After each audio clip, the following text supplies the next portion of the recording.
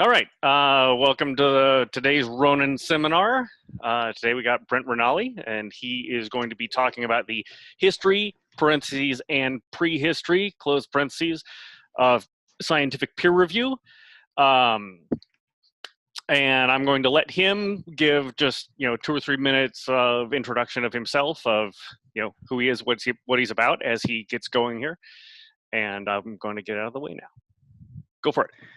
Well, thank you, John, and thanks everyone for joining for this talk on this topic. A little bit about myself. I studied history of science as an undergraduate with a focus on the 17th century, the era of the scientific revolution. I then went on to study environmental policy, and that's the field I work in today, but I retain a scholarly interest in science studies, and most especially in the question of how scientific authority and credibility are established, and not just for individuals, for scientific communities. This is a question for the historian, but it's also a very timely topic of interest today when it comes to issues like climate science. I'll be touching on that in the talk. And the way the talk will work is, first I'll talk briefly about peer review practices and concerns today, and then we'll take a historical tour.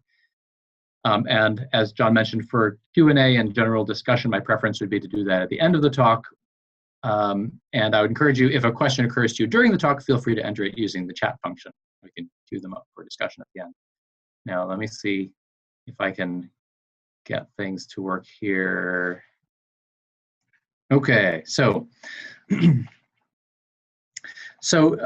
to get us oriented, there are lots of different contexts in which peer review is practiced, including journal articles, funding proposals, books from academic publishers, government research publications. Normally, when we think of peer review, we're thinking of peer review of journal articles, and that will be the primary focus of this talk. And here, before I populate this slide, I want to hear what you think, and I'd ask you to use the chat function. If you were submitting an article to a journal and learned that the journal had a peer review policy, what would you expect that policy to include?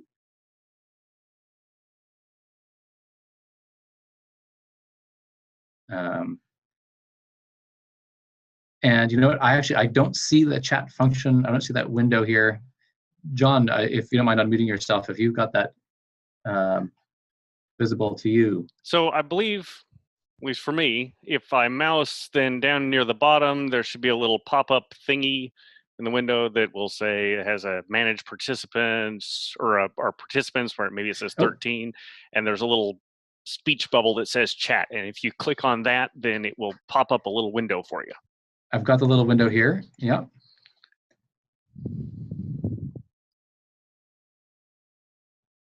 All right, now I think maybe people are being shy, or maybe they haven't found the chat function either, because I'm not seeing any answers to this question. Okay, so yeah, now I'm seeing some responses.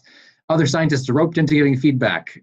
I would expect blind reviewing. The reviewers wouldn't know that I wrote the paper. Submission of an article to a panel of hopefully independent reviewers. Those are good answers. And so let me, yep, okay, we've got another one. A scholarly process of independent reviews to improve the article. That the reviewer will read the paper, assess its strengths and weaknesses, check that appropriate articles were mentioned and data too. And there's parenthetically, in the ideal world, this is what would happen.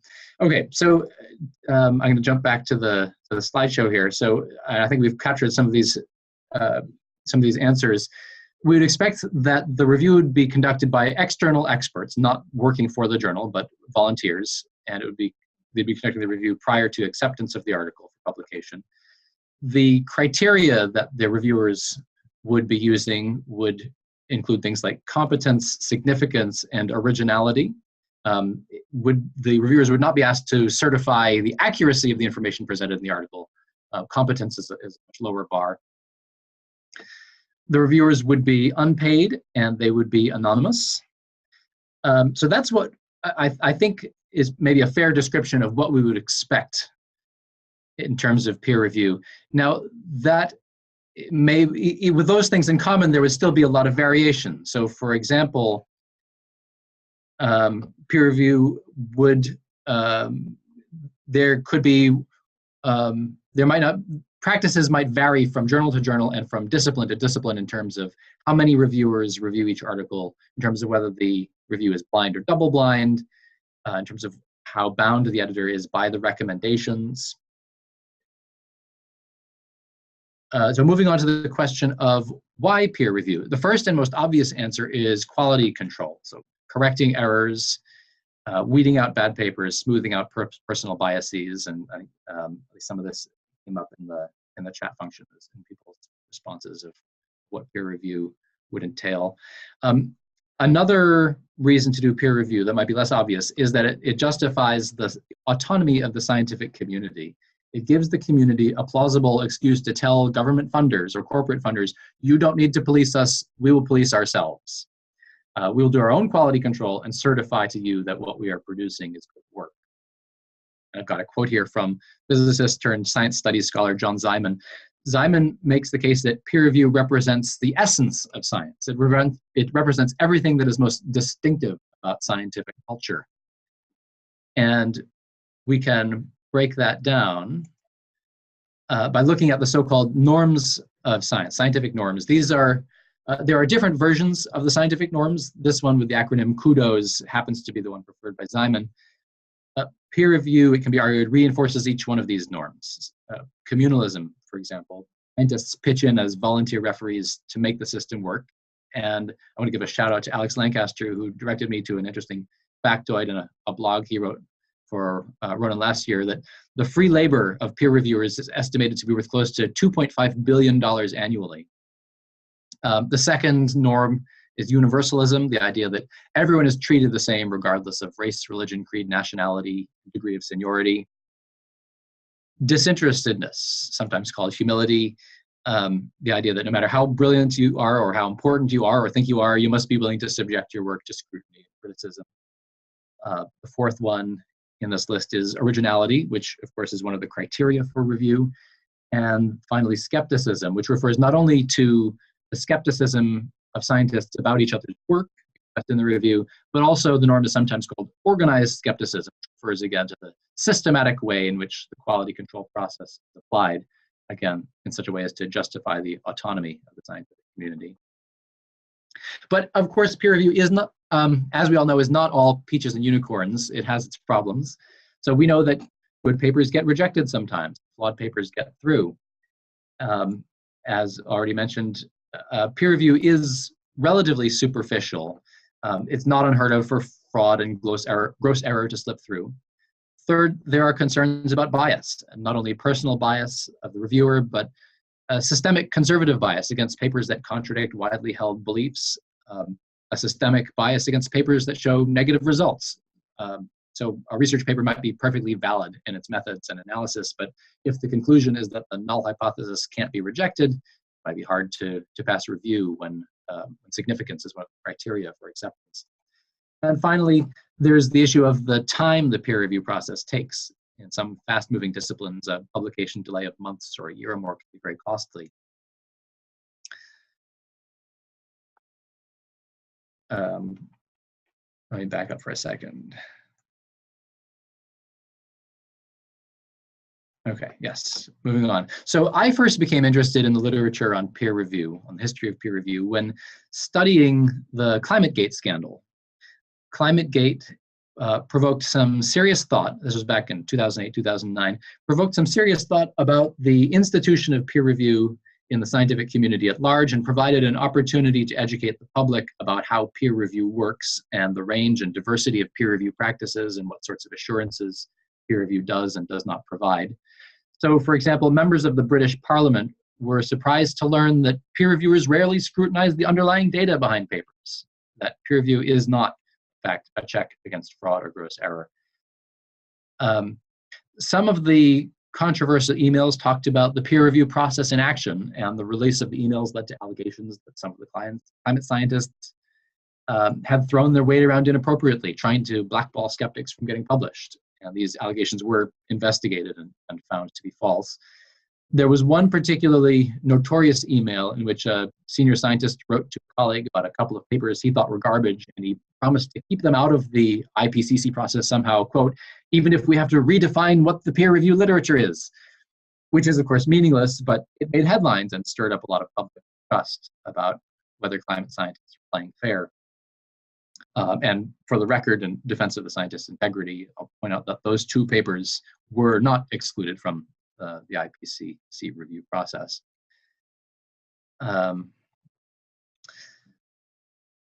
So there are a lot of ideas of how to reform peer review these days. One is to make it more anonymous, to make double-blind standard practice. Another is to make it less anonymous, for reviewers to sign their reviews. And an example is Biology Direct, which publishes an article once 3 editors agree to formally critique it, and those signed critiques are published along with the article, plus any rebuttal by the author. And I'm given to understand that it's harder to recruit peer reviewers when it's not anonymous, but the quality of the reviews tends to be higher. That's what people say.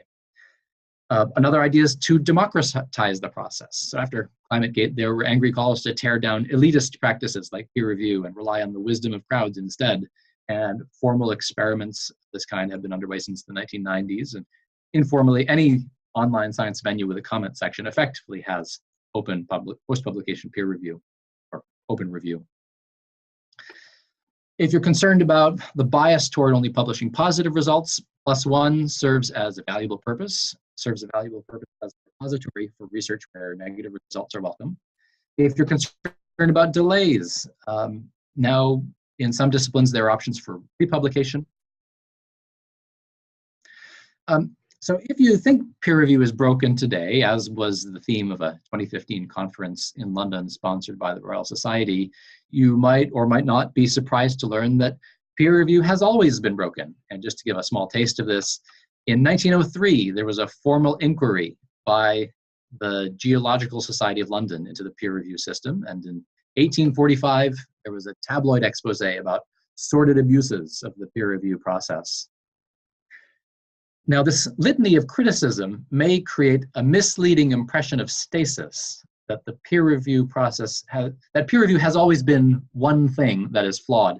And similarly, on the other side of the coin, adulation of the peer review process, of the institution of peer review, like the quote from John Ziman, may leave one with the impression that peer review is the essence of good science and that we're in danger of ruining scientific culture if we depart from current peer review practices.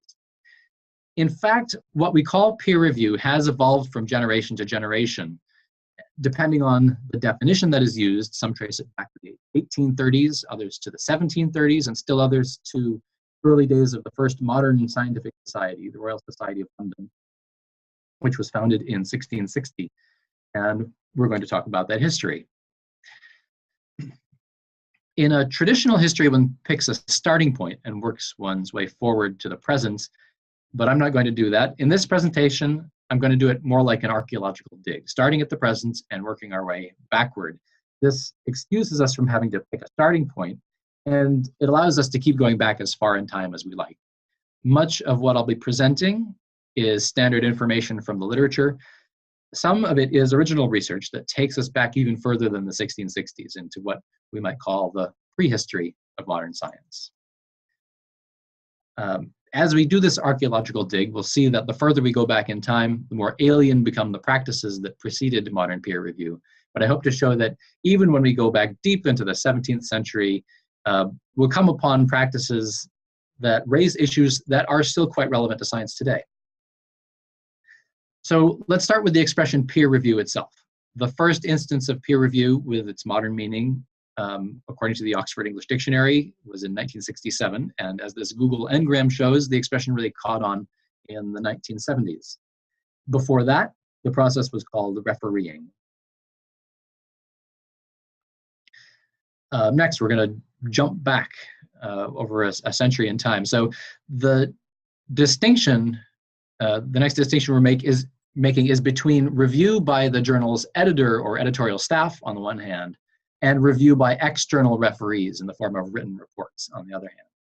So external review was pioneered by the Royal Society of London in the 1830s at the initiative of William Whewell, who's depicted here. Whewell thought that signed review articles explaining the value and significance of a new scientific paper could increase the readership of the Society's publications. Whewell and his colleagues soon came to realize that the real value, a greater value of recruiting external reviewers was to catch and weed out bad papers to help with the journal's quality control process. And it was incidentally Whewell who coined the word scientist. Before that, the term of art was natural philosopher or experimental natural philosopher. The practice of external review caught on in the 1800s in journals published by other scientific societies, especially in the English-speaking world, but not in independent journals for the most part. The reason appears to be that the editors of the Learned Society's journals were responsible not only to their readership for quality, but to the Society's membership to provide assurance of fairness in handling submissions. In the 1890s, there was a movement centered in London to standardize criteria for acceptance of papers by scientific journals. That is, to force the independent journals to adopt the same external peer review protocols as society journals, but it did not succeed. It was only in the post-World War II era that external review or refereeing truly became the norm.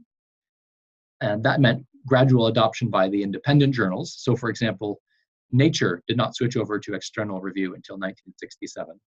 It also meant the gradual spread from Anglophone communities to other scientific communities. And one has to assume this is connected, at least in part, to the US prestige and dominance after World War II.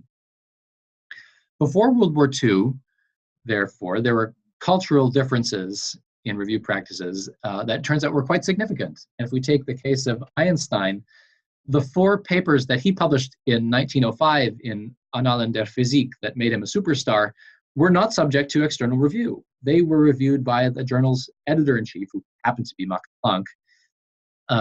Later, when Einstein was living in New Jersey and he submitted another article to a prestigious North American journal, he was deeply offended to learn that the editor had shared the manuscript with a third party. He wrote a scathing letter withdrawing the paper, and eventually he had it published elsewhere. The story has a postscript, which was that later Einstein came to realize that the paper was flawed, and it turned out that the criticisms that the peer reviewer of the first journal had made were valid. I'd like to point out that the timing of external review becoming standard after World War II coincides with the growth of big science, government-funded science, and therefore, as I already mentioned, the necessity of the scientific community demonstrating that it was capable of policing itself, doing its own quality control in order to maintain autonomy vis-a-vis its funders. The next distinction we're going to make, it takes us back in time another century, is between editorial practices that include quality control as an explicit goal and those that do not. So the first modern scientific institution was, as I already mentioned, the Royal Society of London, founded in 1660. The Society's journal, the Philosophical Transactions, was inaugurated in 1665, but it didn't have an explicit editorial policy of screening submissions for quality until 1752.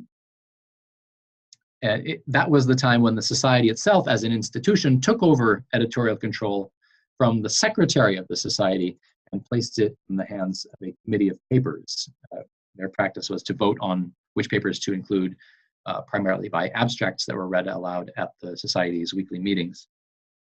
Credit for the first journal with an editorial policy of screening submissions for quality goes to the Royal Society of Edinburgh, which was founded in 1731 and began in that year to publish medical essays and observations. It should be noted that neither the Royal Society of Edinburgh nor the Royal Society of London took responsibility for certifying the accuracy of the information in the papers. The bar was set much lower then, as it still is today.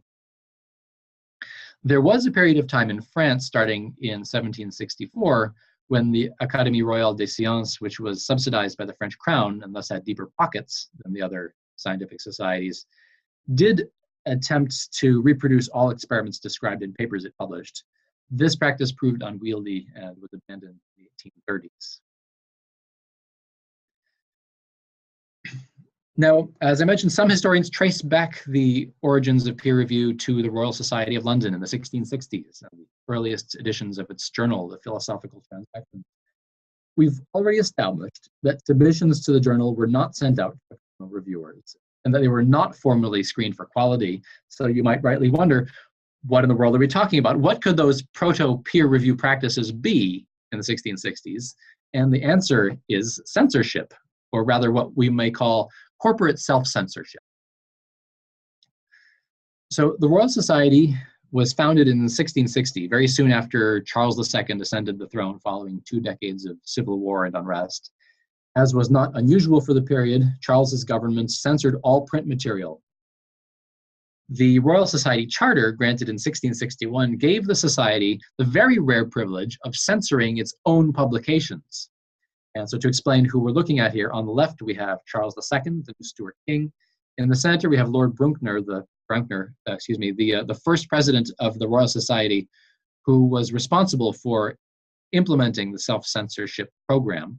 And on the right, we have the first secretary of the Royal Society and the first editor of the Philosophical Transactions, Henry Oldenburg. Philosophical Transactions was commonly thought of as a journal of the Royal Society, but officially it was a private venture undertaken by Oldenburg. Each issue was treated as a book with Oldenburg as the author, which before being published under the Royal Society's imprimatur had to be censored by the Society. The relevant order from the Council of the Council of the Society, which was the governing body, was that no book shall be printed by order of the Council, which hath not been perused and considered by 2 of the Council, who shall report that such book contains nothing but what is suitable to the design and work of the Society. In practical terms, what this standard, nothing but what is suitable to the design and work of the Society, translated to was, in the first place, nothing that was outside of the scope of the Society's charter. Natural philosophy only, no religion or politics, for example. Nothing that would endanger the Society's reputation or privileges. Nothing that would offend the king, another reason to avoid politics and religion, or that might attract unwanted attention of any kind. Nothing that would disrupt the harmony of the Society. So again, no religion or politics. And this, in fact, I've repeated it 3 times, this is one of the bedrock ground rules of the precursor groups to the Royal Society that met during the Civil War era. These groups included Royalists and Parliamentarians, High Church Anglicans and Puritans and Independents. They got through the Civil War era intact by agreeing that their meetings would be a safe space where only questions of natural philosophy would be discussed. A couple things to note here. On the second point about not attracting unwanted attention, the community of natural philosophers during this era was acutely concerned about its reputation and image. The profession of the experimental natural philosopher, this was a new profession, and they were doing public relations here. So because they were moderates in politics and religion, they were always vulnerable to accusations of disloyalty by royalists or anti-royalists, whoever happened to be in power at the moment. Since these were independent gentlemen scholars, they were frowned on by university men as subversive of university learning and Aristotelianism. They were thought by some to be closet atheists or magicians who practiced dark arts like alchemy, and some of them, in fact, were practicing alchemists. They were subject to ridicule for their odd views and habits. Like I said, they were a new profession. They could be suspected of being insufficiently patriotic thanks to their international outlook and their wide network of contacts. And in fact, during the Second Anglo-Dutch War, Oldenburg himself was jailed in the Tower of London.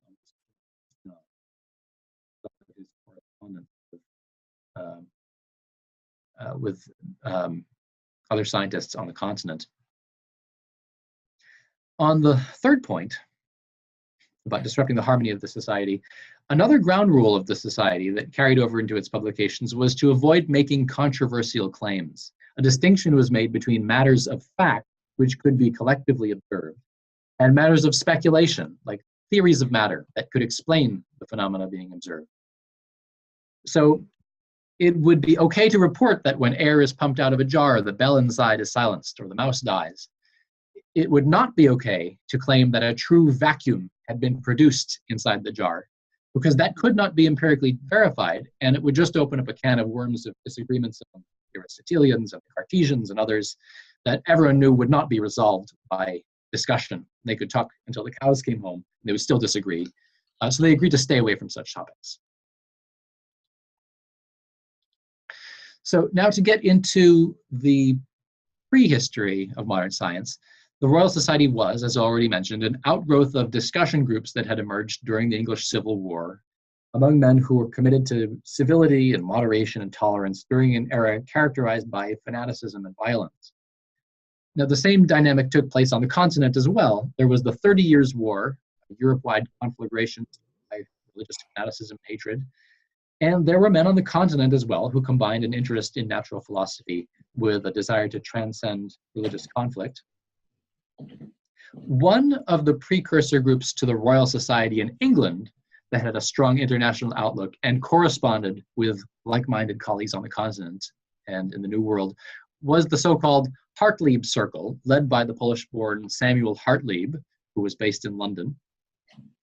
This group approached natural philosophy with missionary zeal and was interested in natural philosophy, not only for the truths it could reveal about nature, but also for the potential they thought it had for improving the physical conditions of mankind's existence, what we call standards of living, and raising up mankind spiritually, making society more enlightened, better able to transcend religious hatred.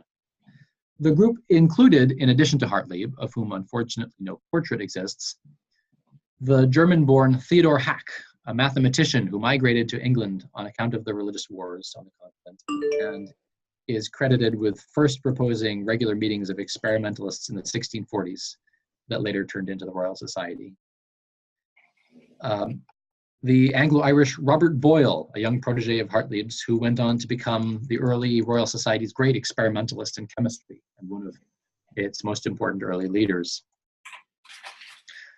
Oldenburg, who we've already met, was another German who migrated to England, whose extensive correspondence as the Royal Society's first secretary can be seen as a direct continuation of Hartlieb's own Europe-wide correspondence. And Jan Amos Komensky, or John Amos Comenius, a Czech Hussite priest and educational reformer who never was a member of the Royal Society, but was a prolific writer and was the intellectual leader of the Hartlieb Circle. And many others, including one who will play a role in our story, Gabriel Platz. Again, no portrait, unfortunately. A quick digression here. I want to point out that Hack and Boyle also belongs to another of the Royal Society's precursor groups, which was led by the clergyman John Wilkins, not to be confused with the Ronin Institute's own John Wilkins. Among other notable achievements, the John Wilkins of the 17th century, who spelled his name John with an H, invented a universal language and also developed a precursor to the metric system. And to get back to our main story, my own research has shown that the corporate self-censorship practices of the Royal Society had precedence in the religious writings of members of the Hartlieb Circle. So to return to Gabriel Platz, one of Hartlieb's proteges, at Hartlieb's instigation, Platz wrote a short utopian work that was published in London in 1641. This work describes the fictional land of Macaria, where we learn that there are no religious wars, and not even any public religious controversies, which is something amazing to contemplate in the 1640s. Platz explained, they have a law that if any divine shall publish a new opinion to the common people, he shall be accounted a disturber of the public peace, and shall suffer death for it. If anyone hath conceived a new opinion, he is allowed every year freely to dispute it before the great council. If he overcome his adversaries, or such as are appointed to be opponents, then it is generally received for truth. If he be overcome, then it is declared to be false. In other words, in Macaria, theological disputes are resolved internally in the private professional space of the theological community. They were not allowed to become public controversies. Essentially, what is being described here is a peer review protocol for theologians. A second example, in Panorthosia, written by Comenius in the 1650s, we find another proposal for theological peer review.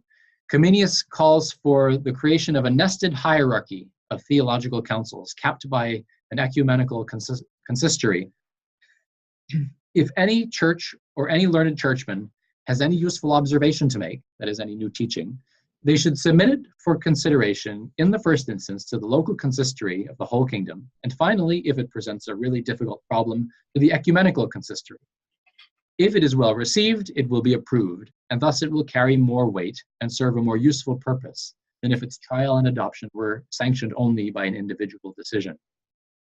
Again, there's room for debate about doctrine, but the debate will be conducted behind closed doors, so it won't stir up public controversy, and the theological community will still speak with one And finally, one more quote from Comenius, this one from the Via Lucis, The Way of Light. This was a book about scientific reform that Comenius wrote while visiting Samuel Hartleb in England in 1641 and 42. So it was written immediately following the publication of Platz's Macaria, and it could conceivably have been influenced by it. In Via Lucis, Comenius proposes that elite scholars of every nation should join in establishing a universal college dedicated to perfecting scholarship for the benefit of the human race. He writes, "They must not neglect to advise one another and by common counsel to set right whatever is found to need supplement or correction. And beyond this, whenever it is granted to any man to perceive any part of a more intimate mystery, he will not at his own discretion bruit it abroad, but will communicate it to his brethren, so that the truth of what he has discovered may be established by fit and proper tests, and so whatever God has given may be carried into the common treasures of common knowledge for the profitable and wholesome use of mankind. And care must be taken that only those things which are truly mysteries, that is, should be held or proclaimed to be such." So we see again the familiar concern to keep error and dissension from spilling over into the public sphere. Comenius is here talking about scholarship in general, not just theology, but the fact that the language is overtly religious reinforces the idea that Comenius borrowed the sense of the passage from a religious context. The Via Lucis was circulated in manuscript in England in the 1640s, and then it was finally published by Comenius in 1668 in Amsterdam with a dedication to the Royal Society of London, which at that time was less than 10 years old. Comenius thought of the Royal Society as the fruition of the dream that he and Hartleb had had, and which others like Oldenburg and Boyle had shared, of a society of natural philosophers with a self-imposed mission, not only to conduct experiments, but to improve the human condition. So this survey, back in time, has taken us seemingly far afield from peer review, from modern peer review practices, but this concept of corporate self-censorship as a practice that enables the community of scientists to put their best foot forward with the public and avoid confusing and disturbing the public is a concept that is still relevant today. So I want to ask, and people can speak up or type, I want to ask if anyone knows what this building is. Give people a moment to chime in if they do.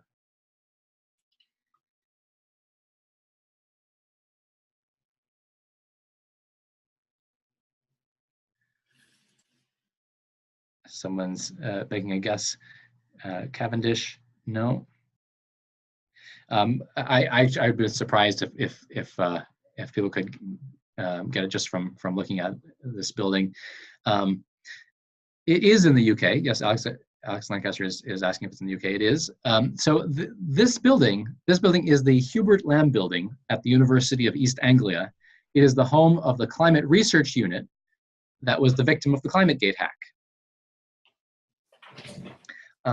This citadel-like building was ground zero for the media maelstrom over the trustworthiness of the scientific community in 2009 and 2010. One issue that the Climategate affair raised, as already mentioned, was questions about the efficacy and integrity of the peer review process. Another was the violation of privacy that the hack represented. The release of the stolen emails demonstrated how easy it is to take the private statements and private disagreements of scientists and blow them up into public controversies that serve no purpose other than to inflame passions and sow confusion in the mind of the public. One of the lessons of Climategate is that climate scientists can and should do more to share their data and findings openly, even with ideological opponents. But another is that scientists, like any other group, need and deserve some private space where they can float unusual hypotheses and make mistakes and disagree and blow off steam and express strong feelings before they polish up their findings into a form that is presentable and that they're ready to sign their name to. So I will stop there, and I'd be glad to answer any questions. This has some recommended reading if anyone wants to follow up on various aspects of the talk. The overall lessons I think we have here, what I hope people might take away from this talk is, first of all, that history is interesting. At least I find it fascinating, and I hope I've presented it in a way that others will find interesting as well. And secondly, that a historical perspective helps to demonstrate that scientific practices are continually changing. And we might be willing to let go of the idea that there is necessarily a timeless essence of science. These are practices that are embedded in cultures, and they change over time.